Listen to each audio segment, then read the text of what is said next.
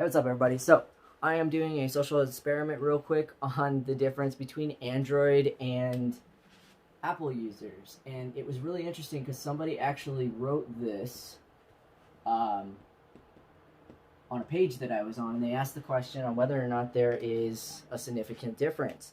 Now, most people, just clean this up real quick, most people said that there isn't, that Apple users and Android users are 50-50 in religion.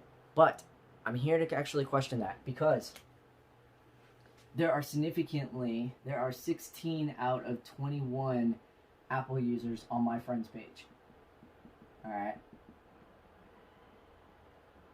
Now, I thought about this for a second and I was like, why are there significantly more Apple users on my friend's page than there are Android users? And if you answer this question, you'll start to understand how marketing works. All right.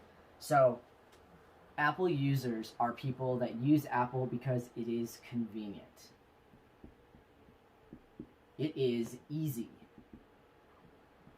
It is secure. And when it breaks, fixes simple. All fixes on Apples are pretty simple, short of just upgrading and getting a new phone. Okay, these are the reasons that people choose Apple. The people that use Android are usually by default. So in other words, they couldn't afford or get themselves one of those. People who are creative, so they can make their own apps, their own information. People who go against the system of the fact that this is closed source.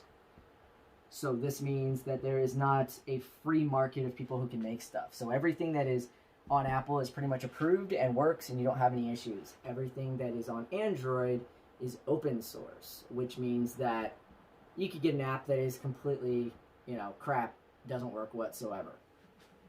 So these are the two. So where does religion fall into this? Well, it's really interesting because religion truly does fall into this, and I'm going to show you where. So if the reason that people, so we can go ahead and erase this because I'm more interested in the Apple side of this. So if the reason that people are choosing Apple is because it's convenient, easy, secure, and has easy fixes, not to mention it's closed source, so you trust everything that is on it, pretty much. How does that apply to religion? Well, see, if you are new to religion, you don't have an answer to this whatsoever. But if you have dived into religion, if you have been in any religion, if you have ever wanted to walk a path of any of the ones that came before you, so for instance, if you want to walk Jesus' path, if you want to walk Muhammad's path, it's work. These are not things that you get to just wake up and go, yes, I'm a Christian today, walk out, and it's easy. Okay? It is a lot of work to keep up with religion, and it is a lot of work to continue moving up the path in religion. And so my theory is that people who are religious choose Apple because they need structure. They need something that is going to tell them from this point to this point is your day. From this point to this point is your meetings. From this point to this point is when you're going to be researching or studying. Hold on one second. Yep. All right. From this point to this point is where you're going to be researching, where you're going to be studying. From this point to this point is where you're going to pick up your kid. From this point to this point is when PTA is. People who are religious, that are on a path, okay? So I'm not insulting you. I'm saying that if you are on a path with your faith, you most likely have an Apple. And the reason is because of the fact that it will make your life more convenient. And if I was an Apple marketing person, this is something I would understand. People who are following their faith, people who are actually putting in the effort, do work. There is so much work, and people don't talk about that. There is studying, there is homework, there is church, there are meetings, there are organizations, there are after-school activities, there are Sunday activities, Saturday activities, Christmas activities. Church is work.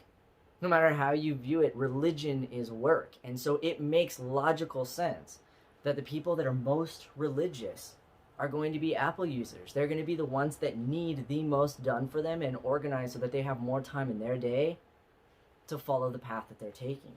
And I think that that would fall back to default of saying that more spiritually aligned people, and I am not saying, make this very clear, I'm not saying that there's a problem with either side. And on top of that, if you started as a religious person and now are spiritual and have an Android, again, there is room for error. Okay, there's obviously an error margin in all of this.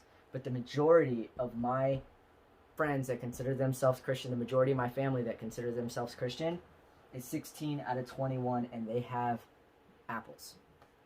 I think that that information right there is enough to show that there is a significant difference between Apple and Android users, but it is not inside your mind. It is not sending off a God spark that confuses you or illusions or anything like that. It's because if you understand religion, you understand that it is a school.